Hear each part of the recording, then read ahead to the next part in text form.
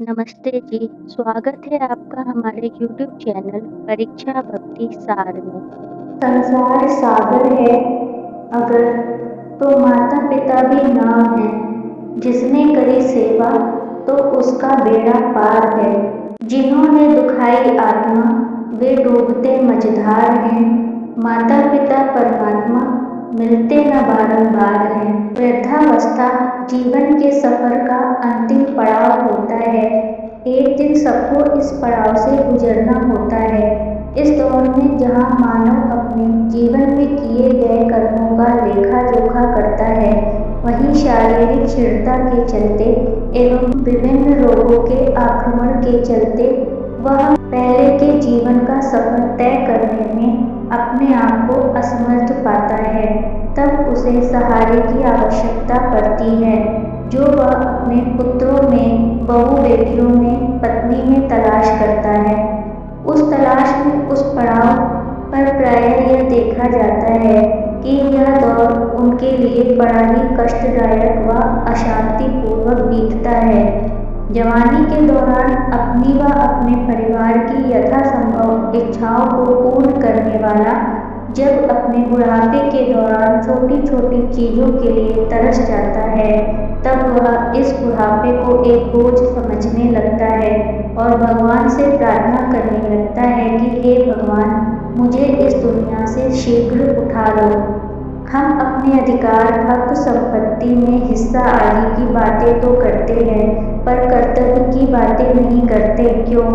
सोचिए जरा, एक पिता तो अपनी संतानों को अपनी क्षमता के अनुरूप पालता है, छोटी बड़ी फरमाइशों को पूरा करता है, सबको पढ़ाता है, सबकी शादी ब्याह रचाता है, कारोबार भी करवाता है, या इस लायक बना देता है कि कहीं भी नौकरी करके अपना पेट भर सके तथा प्रसन्नता का अनुभव करता है। वह वही संतान पर एक बूढ़े दंपति को खुश नहीं रख पाते, उनकी इच्छाओं को पूरा नहीं कर पाते। जो माँ बाप ने किया वह उनका कर्तव्य था, एहसान नहीं।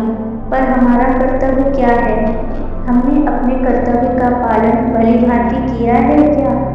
हम यह क्यों भूल जाते हैं कि एक समय जब हम भी बूढ़े होंगे तो हमें भी अपने पुत्रों से यही अपेक्षाएं होंगी। आज अगर हम अपने माँ बाप की सेवा करेंगे तो हमारे बेटे भी जो देखेंगे, जैसा देखेंगे वैसा ही करेंगे।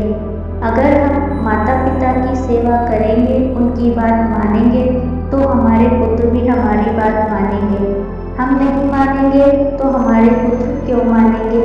अपने वेद पुराण में भी कहते हैं कि माता पिता की सेवा करना, उनकी बातें मानना ईश्वर की आराधना करने के बराबर है। माता पिता का ऋण पुत्र कभी नहीं चुका सकता, यह एक कर्ज हम सब पर है। किसी ने ठीक ही कहा है, यह समय चक्र है। कल हम माता पिता पर आश्रित थे, आज वे हम पे आश्रित हैं और कुछ साल बाद हम भी अपने बच्चों पर आश्रित होंगे। इसलिए हमें यह बात ध्यान रखनी चाहिए कि जैसा बोओगे वैसा ही पाओगे। यह एक कटु सत्य है। वेदों के अनुसार माता को पृथ्वी और पिता को आकाश माना गया है। माता पिता की परिक्रमा कर गणपति समस्त देवताओं में प्रथम पूज्य हो गए। भगवान राम माता पिता की आज्ञा मान वनवास भोगने पर मर्यादा पुरुषोत्तम हो गए।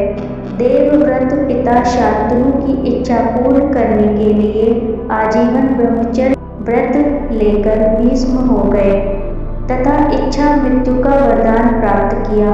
श्रवण कुमार अंधे माता पिता की सेवा कर अमर हो गए और आज तक दूसरा श्रवण कुमार पैदा भी नहीं हुआ।